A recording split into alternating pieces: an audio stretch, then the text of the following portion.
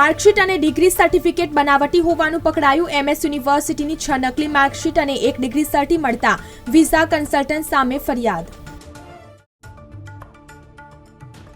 1 લાખ મંદિર બનાવવાનું ધ્યેય। સુરતમાંથી લાકડામાંથી બની રહી છે અયોધ્યાના રામ મંદિરની આબેહૂબ પ્રતિકૃતિ।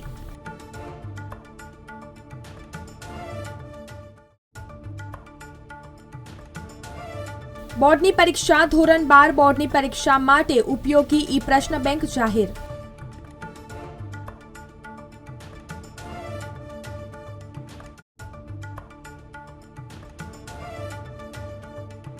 આજે સૌથી લાંબી રાત્રિ અને દિવસ ટૂંકો। શનિવારથી રાત્રિ ક્રમશઃ ટૂંકી અને દિવસ લાંબો થતો જશે।